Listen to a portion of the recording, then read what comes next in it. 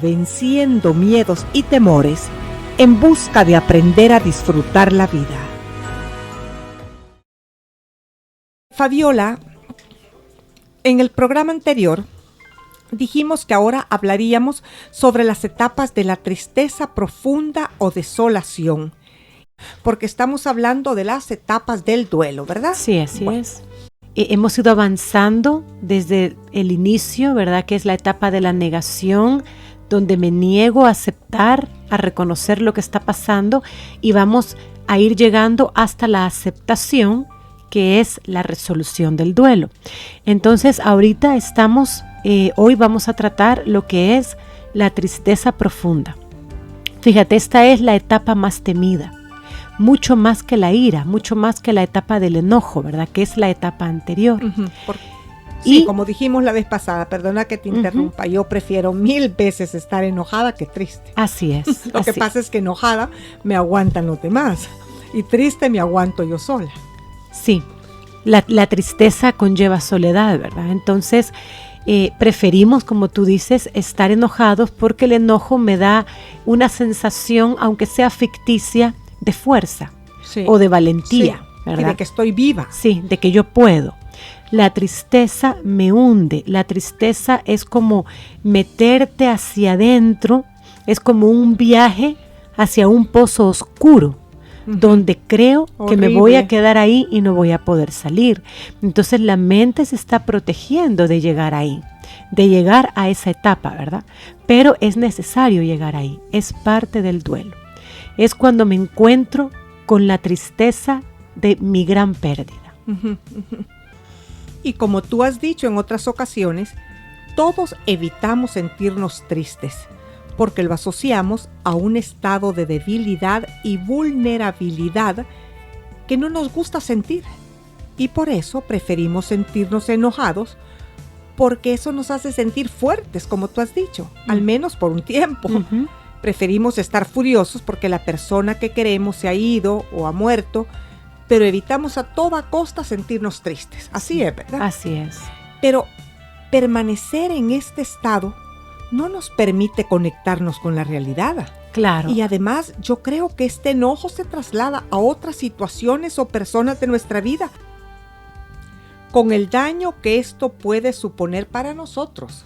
Así es. Sí, con respecto a lo primero que tú has dicho, ¿verdad? Es cierto, no nos permite conectarnos efectivamente con la realidad. Por eso es que procesar saludablemente cualquier tipo de duelo que estemos pasando necesita pasar por cada una de las etapas, porque ellas son las que nos van conectando gradualmente con la realidad. Y el segundo aspecto que tú mencionabas, ¿verdad? Debido a que es un proceso de generalización, el cerebro trabaja por medio de este principio, ¿verdad? Y un estado anímico o emocional tan intenso se traslada, se generaliza a otras áreas de nuestra vida que empiezan a sufrir también este impacto. Y esto, fíjate, se ve como muy claramente ilustrado en los niños, porque quizá ellos tienen menos control sobre sus emociones, ¿verdad? Menos control que los adultos. Entonces, a veces los adultos somos como niños. Sí, podemos serlo.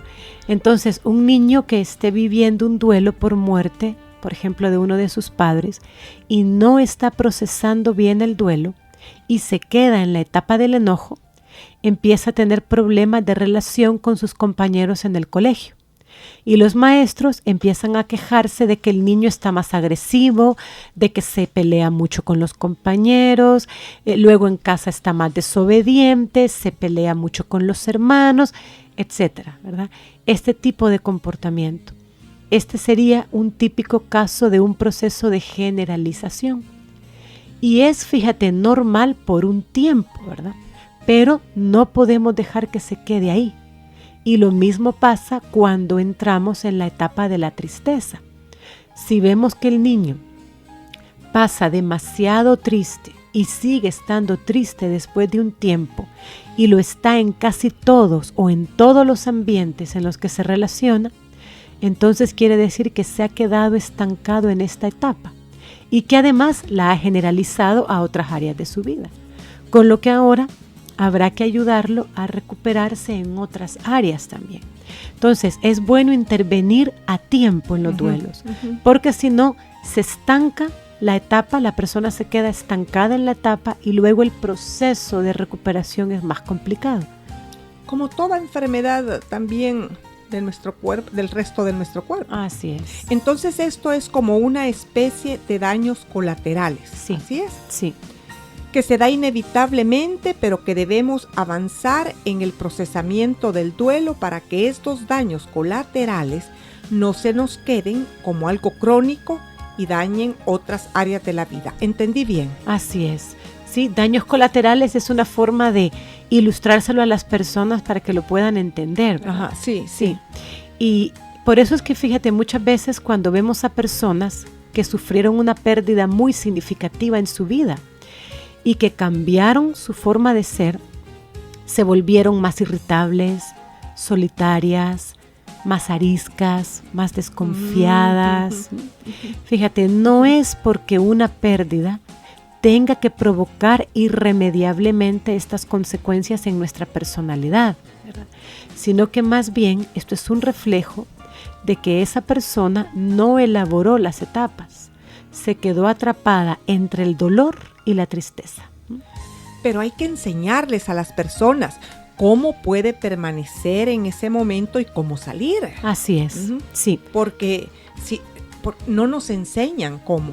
No, Entonces, no lo sabemos, hay un desconocimiento. Y no sabemos que es normal vivir esas etapas. Así es. Y tratamos de no vivirlas. Sí, es cierto, la persona busca evadirlas, sentirse bien o se desespera porque piensa que siempre va a estar mal, ¿verdad? Manejamos los dos extremos.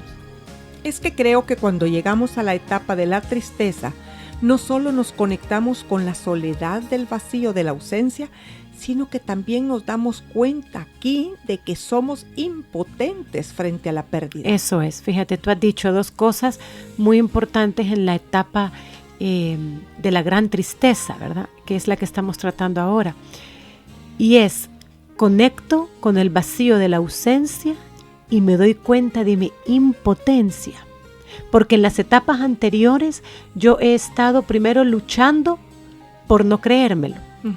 Cuando caigo en la cuenta, estoy luchando por de alguna manera recuperarlo o creer que se podía haber recuperado y no se hizo lo suficiente. Pero cuando llegamos a la etapa de la tristeza profunda, es como si hiciéramos una rendición.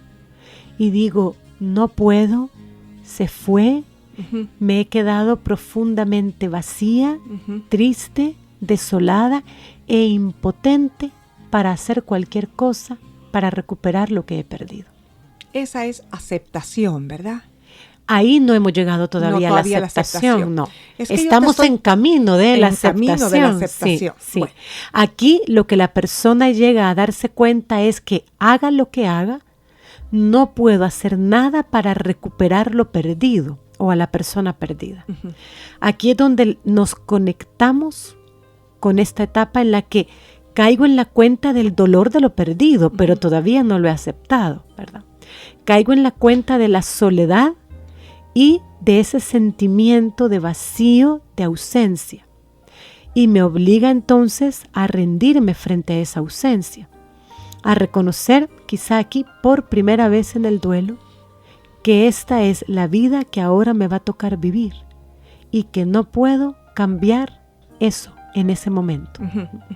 Pero ahí caemos en la cuenta de eso. Pero ahí no estás aceptando en parte, en cierta dosis, porque si yo digo, bueno, no puedo cambiarlo, ha muerto o se ha ido o me abandonaron o no me quisieron, estoy ya reaccionando positivamente. Estoy en camino, ¿verdad? En camino. Por eso es lo que te decía antes. Gradualmente las etapas nos ayudan a tomar contacto con la realidad. Entonces, en la etapa de la tristeza profunda, tomo contacto con el hecho de que estoy triste por la ausencia y no puedo hacer nada para cambiar esa ausencia, ¿verdad? Lo que tú dices, ya ahí hay algo positivo porque estoy en el proceso de empezar a aceptar. Pero lo que estoy aceptando ahí es la ausencia y el dolor de esa ausencia, ¿verdad? Pero ya estamos en el proceso ahí. Fabiola, yo te quiero hacer un comentario. Esto me da la impresión como cuando a uno lo operan o está enfermo de algo. Recuerdo la operación de una vesícula. Primero es un dolor profundo cuando despertas de la anestesia, pero tú sabes que así va a ser, pues. No te vas a desesperar por el dolor. Sí. Después quedas triste porque no podés hacer las cosas ni caminar. Te tienen que ayudar a caminar para ir al baño, por ejemplo. Por ejemplo, sí. Pero lo vas aceptando porque ha sido una operación. Es del cuello hacia abajo, como digo yo. Aceptamos lo que es del cuello hacia abajo. Más fácilmente. Después tenés que comer comidas livianas. Aunque algunos médicos dicen que puedes comer muchas grasas, pero por experiencia no. Entonces empezás una dieta que te frustra. Entonces viene tristeza, no podés bajar escaleras. Entonces, pero vas aceptando hasta que viene tu recuperación completa. Así es. Sí, fíjate, es una buena ilustración porque en un proceso de enfermedad, cirugía y recuperación hay un duelo. Pasamos por un duelo, el duelo de la salud perdida, el duelo de haberme visto obligado a un cambio de vida, a un alto, ¿verdad? En mi rutina habitual de vida, que me estanca o me paraliza en cosas que estaba haciendo y ahora no puedo porque me tengo que operar y luego recuperarme. Entonces hay un duelo. Y no comer lo que quiero. Sí, exacto. Ahí hay un duelo. Sí, hay un duelo, sí. En todos los procesos de pérdida y cambio hay duelos, ¿verdad? Pero quizás no somos tan conscientes de que estamos viviendo un duelo como cuando nos enfrentamos a una pérdida por muerte, que son los duelos más dolorosos. Es que, como yo siempre digo, aceptamos todo lo que no es cerebral, lo que no es de las emociones. Lo aceptamos muchísimo más fácil. Sí, creo que sí. Y yo creo que esta etapa de la tristeza profunda es la más difícil del duelo. Sí. Y además, como hemos dicho antes, se nos mezcla con el enojo. Y a veces no voy a saber si estoy enojada, triste o una combinación de ambos. Así es, sí. Precisamente, fíjate, en alusión a esto, hay un cuento de Jorge Bucay que se titula La tristeza y la furia, que ilustra y aclara a la vez este proceso. Y me gustaría que lo leyeras. Bueno, con mucho gusto. Este cuento interesantísimo de Jorge Bucay dice así: a un estanque mágico llegaron una vez a bañarse, haciéndose mutua compañía, la tristeza y la furia. Llegaron junto al agua, se sacaron las ropas y desnudas entraron a bañarse. La furia, apurada como siempre, inquieta sin saber por qué, se bañó y rápidamente salió del estanque. Pero como la furia es casi ciega, se puso la primera ropa que manoteó, que no era la suya, sino la de la tristeza. Vestida de tristeza, la furia se fue como si nada pasara. La tristeza, tranquila y serena, tomándose el tiempo del tiempo, como si no tuviera ningún apuro, porque nunca lo tiene. Mansamente se quedó en el agua bañándose mucho rato, y cuando terminó, quizá aburrida del agua, salió y se dio cuenta de que no estaba su ropa. Si hay algo que a la tristeza no le gusta, es quedar al desnudo. Así que para no estar así, al descubierto, se puso la única ropa que había, la ropa de la furia. Y así vestida de furia, siguió su camino. Cuentan que a veces cuando uno ve a otro furioso, cruel, despiadado y ciego de furia, parece que estuviera enojado. Pero si uno se fija con cuidado, se da cuenta de que la furia es un disfraz y que detrás de la furia está escondida la tristeza. Fíjate.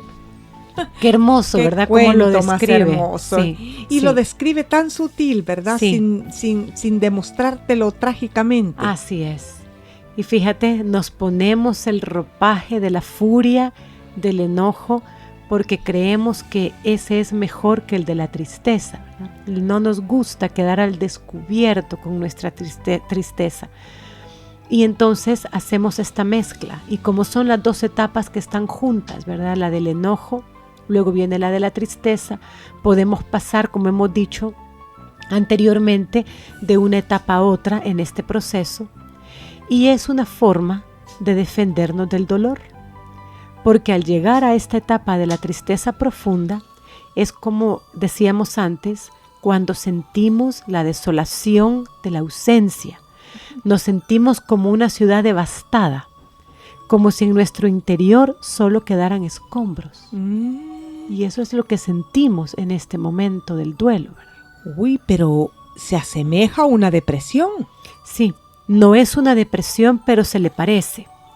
Lo que sentimos aquí es similar a una depresión en esto, fíjate. Cuando hay síntomas de tristeza, de cansancio, de falta de energía, de falta de entusiasmo, de ese malestar difuso en el cuerpo, son síntomas que se comparten con la depresión, pero aquí no estamos hablando de depresión, ¿verdad?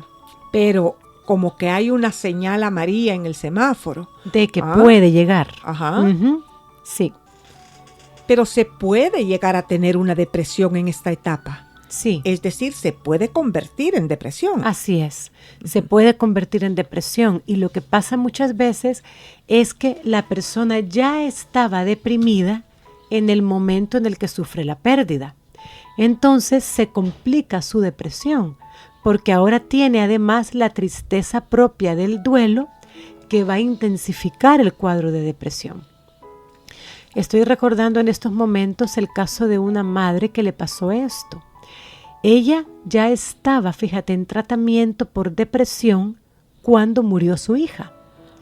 Entonces, la muerte de su hija lo que hizo fue intensificar la depresión que ella ya tenía, ¿verdad? En otros casos, hablamos de personas propensas a la depresión, que ya han sufrido en otros momentos de su vida uno o varios episodios de depresión. O que tienen una personalidad depresiva. Exacto. Entonces, cuando se ven enfrentadas a un duelo, este cumple las condiciones suficientes como para desencadenar la depresión, ¿verdad? Va a precipitarlas al cuadro.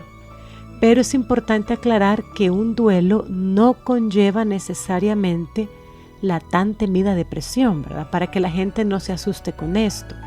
Es decir, que cuando yo paso por un duelo, no necesariamente me voy a deprimir. Pero me voy a deprimir. Hay que estar alerta. Exacto, porque y consultarlo, creo sí, yo. Puedo deprimirme cuando ya tenía una depresión antes del duelo o soy propenso a tenerlas, ¿verdad? Y el duelo lo que va a hacer es precipitarla, como hemos dicho. Y entonces ahí pues tenemos que estar como observando tanto los amigos, familiares, personas cercanas a alguien que pueda estar en esta situación o la persona misma. Ahí es donde la fraternidad hace un papel importantísimo. Claro, y en estos casos el muchísimo. amor de unos para otros, sí. Porque tendemos a decir, sí, no es mi problema. Yo ya tengo suficientes problemas para estar resolviendo el problema de los problemas de los demás. O pensamos que no podemos hacer nada, sí. ¿Verdad? Que yo, ¿en qué voy a poder ayudar? Solo estar ahí. Un Exacto. abrazo, una compañía. Así una compañía silenciosa puede ayudar muchísimas veces. En veces. los duelos la compañía es un gran alivio, es una gran medicina. O sea, Fabiola, que no debemos confundir, según he entendido, un estado de tristeza profunda con depresión. Así es. Pero yo los confundo, Fabi. Sí, pero son distintos, fíjate. Hay un síntoma en este estado de tristeza profunda muy peculiar y creo que todas las personas que han pasado por duelos lo han vivido de alguna manera. Y las que no, es bueno que lo sepan y pueden estar preparados. Y son, fíjate, las pseudoalucinaciones. Aquí vamos a hablar de otro elemento que entra en esta etapa, las pseudoalucinaciones. Bueno, pero explícanos esto de las pseudoalucinaciones. ¿Qué son?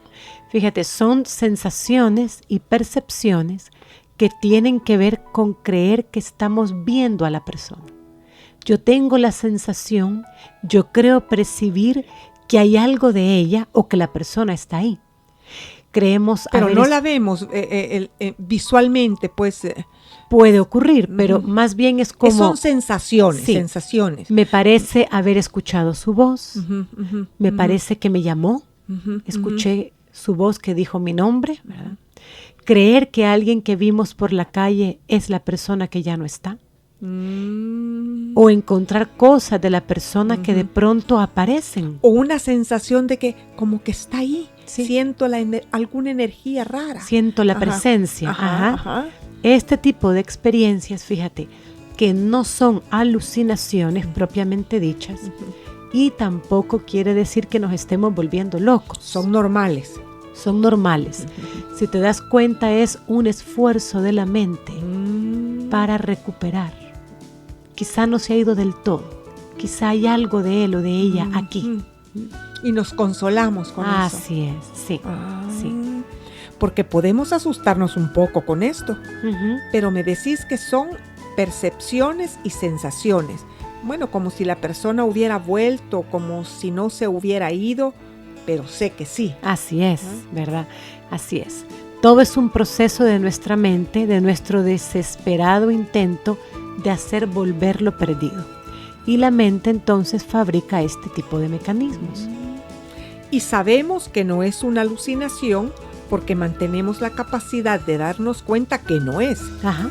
Pero que quisiéramos que fuese, quizás no. Así como es. una especie de fantasía que nos fabricamos en la mente. Así es una especie de fantasía y es un mecanismo de protección que estamos creando en esta etapa de dolor, Qué ¿verdad? preciosa es la mente si la podemos ver así. Claro. Podemos sacar cosas maravillosas, pero tendemos Profundas. a sacar todo lo negativo, ¿verdad? Y el ser no humano nos enseñan a sacar lo poderoso que es la mente. Así es. Y el ser humano es muy rico en sus vivencias mentales y son profundas, ¿verdad? El alma del ser humano es profunda. Y yo creo que es infinita. Eso es, muchos así lo llaman y es cierto. Por eso es que quizás no se alcanza a descubrir todo lo de la mente, porque hay ciertas enfermedades psiquiátricas que aún no las han alcanzado a descubrir en un 100%. Así es, sí. Hay aproximaciones, ¿verdad? Pero no total certeza sobre muchos padecimientos. Porque la mente es infinita. Así es. Pero debemos aprender lo que podemos aprender. Así es, correcto. Entonces, para nuestros radioyentes, ¿verdad? Que puedan estar pasando por la etapa de la tristeza profunda o familiares o amigos que estén pasando por aquí y que estén teniendo pseudoalucinaciones, no se asusten, no son alucinaciones, ¿verdad? Porque la alucinación, la persona está sustituyendo totalmente la realidad y además está convencida de lo que ve y de lo que oye como cierto. Y nadie la puede convencer de lo contrario. Sin embargo, en la pseudoalucinación, yo sé que no, pero parece. Y ese momento va a pasar. Eso de creer que está aquí, pero yo sé que no, eso va a pasar. Y la forma de saber que está aquí es distinta. Es más profunda y más real. Y lo vamos a ver en la etapa de la aceptación. Fabiola, yo te voy a contar una cosa que creo que les puede ayudar a los radioyentes. Sí. Cuando ustedes estaban pequeñitos y iban algunos días a dormir con su papá, yo oía el pujido de uno de tus hermanos, porque él en la noche pujaba mucho así. Nunca supe por qué, el doctor decía que estaba perfectamente. Y aun cuando ustedes se iban esos días, 2, 3 días, yo oía el pujido en la noche. Sí. Y no era una alucinación. No, nunca me asusté. Así es. Nunca me asusté. Es la mente que fabrica esa sensación de que aquí está el niño, ¿verdad? De que está durmiendo conmigo en la casa. ¿O sería que el niño pensaba en mí y yo pensaba en él? También podría ser, ¿verdad? La mente es muy mente poderosa. es infinita, acabamos de decir. Sí. Entonces es como si el estado de vulnerabilidad en el que nos encontramos hace que la mente nos juegue estas malas pasaditas o buenas pasaditas. Así es, así es. Y son los momentos en los que podemos pensar, ¿verdad? Que quizás el dolor ha llegado a tal punto que nos está volviendo locos de dolor. Pero no es así. No nos estamos volviendo locos de dolor y esta etapa pasará. Esto es importantísimo saberlo, que esto pasará. ahí está el secreto, creo yo, Sí. que esto pasará, Sí. que no nos quedaremos ahí para siempre. Claro, porque esto nos da esperanza, ¿verdad? Y el ser humano necesita la esperanza. Porque si pensamos que no va a pasar, tratamos de no vivirlo y entonces nos quedamos encadenados en el duelo. Así es, así es. Fíjate que algo que se activa en nosotros, en este proceso del que estamos hablando, ¿verdad? En el que no nos vamos a quedar, pero lo vamos a pasar, es que se activa mucho la memoria olfativa. Y esto, fíjate, es diferente a las pseudoalucinaciones. Ujú. Nuestra mente empieza a recordar olores. La memoria olfativa es muy poderosa. Más poderosa que la auditiva. No sé, O igual. no sé hasta qué punto, pero es muy poderosa a la hora de traer recuerdos. Ajá. Entonces, por ejemplo, el olor del perfume de mi Sí. mamá. Sí. Se activaron todos los recuerdos relacionados con ella. La casa de mi abuelita y el olor de la casa. El olor del pastel que ella hacía. Yo recuerdo, por ejemplo, mi abuelo paterno siempre guardaba un bote de vidrio lleno de dulces de miel. Ujú. Pero el armario donde lo guardaba tenía mucho olor a madera húmeda. Ujú. Había mucho olor a humedad. Y cada vez que yo siento ese olor a humedad en la actualidad, se me viene a la mente su casa, el bote de los caramelos, el sabor de los caramelos de miel. Qué maravillosa es la mente. Ujú. O sea, para mí ese olor que para otros puede Los ser sentidos, desagradable, ¿verdad? Sí. para mí es un olor muy agradable. Ujú. Entonces esto se Porque activa tu mucho. abuelo paterno te daba satisfacciones si tuviste una relación agradable. Así Si es. no, tal vez te recordaría cosas desagradables. Sí, así es. Entonces, estas son percepciones asociadas a nuestros recuerdos. Y como la mente funciona por asociaciones, Ujú. entonces vamos a estar asociando, ¿verdad? En los duelos y posterior a los duelos también. Pero en el duelo vamos a ser muy susceptibles a asociar todo aquello que nos recuerde. Olores, personas. El otro día me escribía una amiga que hace pocas semanas murió su único hermano. Y en el momento de estar pasando, ¿verdad? por este proceso de duelo, vio en la calle a un hombre que para ella era igual a su hermano. Ujú. Y ella decía, no puede ser, es mi hermano. No, pero mi hermano ha muerto. Ujú. Pero es él, ¿verdad? Y se tuvo que acercar a él para verlo. Y claro, se activó recuerdos, se activó pues todo su proceso de dolor, ¿verdad? Del duelo. Entonces, todo esto nos va a ocurrir. Y que no nos asustemos. Así es. O sea que la mente, usando todo aquello que nos traiga de vuelta a la persona amada, de alguna forma. Ajá. La esperanza que tenemos, Fabiola, en esta etapa es que lo peor del dolor ya ha pasado cuando superamos esta etapa. Así es. Aquí estamos hablando, ¿verdad? De la etapa, como tú dijiste, más dolorosa, que es la que hemos estado evitando y que inevitablemente llegamos a ella, pero que esta etapa pasa. Llegamos aquí y cuando llegamos aquí ya estamos cerca del final del camino. Ya hemos recorrido la tristeza que me conecta con mi dolor interior por un tiempo para volver, fíjate, a ser capaz de poder conectarme de nuevo con el mundo de fuera. La tristeza me conecta con todo mi mundo interior para luego poder conectarme de nuevo con lo que está afuera. Y ahí entramos en las dos últimas etapas, que son las que equivalen a la cicatrización de la herida, que son la fecundidad y la aceptación.